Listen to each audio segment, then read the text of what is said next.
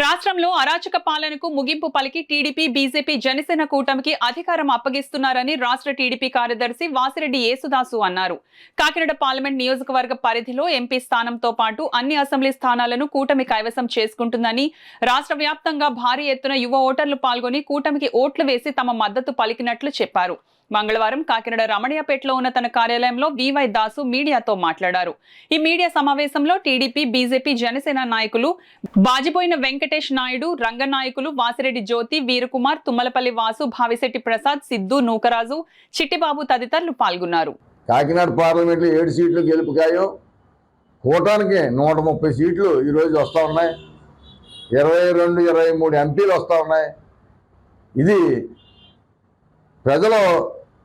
ప్రజాస్వామ్యం బతికుండాలని కోరుకున్నారు ప్రజలు. ఈ నియోజకవర్గం ప్రజలతో పాటు 175 నియోజకవర్గాల ప్రజలు కూడా ప్రజాస్వామ్యాన్ని కాపాడుకోకపోతే మన రాష్ట్రం ఏ దారికి పోద్దో, ఏ ఒడ్డుకు పోద్దో తెలియని పరిస్థితి ఉందని ప్రతి ఒక్కరు కూడా సన్నకారు చిన్నకారు రైతులు, ల్యాండ్ టైటిలింగ్ యాక్ట్, అనేక రకాల మోసం జరుగుతుందని ముందే మేలుకున్నారని చెప్పి ప్రజలే దేవుళ్ళు, సమాజమే దేవాలయం అని ఎన్టీ రామారావు చెప్పిన మాటనే ఈరోజు ఈ ఎలక్షన్లో తూచా తప్పకుండా ప్రజలు పాటించారని చెప్పి సందర్భంగా తెలియజేస్తా ఉన్నాం.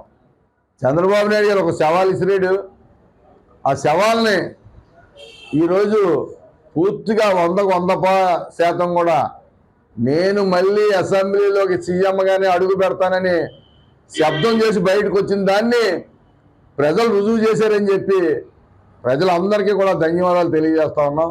రాబోయే కాలంలో మంచి పాలన ప్రజలకు అందబోతోంది. ఒక నెల రోజుల్లో ప్రజలందరూ కూడా అన్ని రంగాల్లోని, అన్ని కులాలు, అన్ని మతాలు సంతోషంగా ఉంటారు ఒక నెలలోనని చెప్పి సందర్భంగా తెలియజేస్తూ, మరి చాలా అరాచకాలు చేశారు చాలా జిల్లాల్లో. ప్రజాస్వామ్యం ముందు, ప్రజల తీర్పు ముందు ఏ అరాచకం కూడా పనిచేయదు, ఏ డబ్బు కూడా పనిచేయదు అని నిరూపించుకున్నారు ప్రజలని చెప్పి సందర్భంగా తెలియజేస్తా ఉన్నాం. కొంతమంది డబ్బులతో కొనేస్తాం, కొంతమంది దుర్మార్గంతో ఎలక్షన్ చేస్తాం అన్న దాన్ని ప్రజా తీర్పు ముందు ఎటువంటి వ్యక్తి అయినా తల ఒగ్గక తప్పదో. ఈరోజు ప్రజా తీర్పు ముందు జగన్మోహన్ రెడ్డి వేరే దేశానికి వెళ్ళిపోయే పరిస్థితి వచ్చింది. ఇది తప్పకుండా జరుగుతుందని చెప్పి సందర్భంగా తెలియజేస్తున్నాం.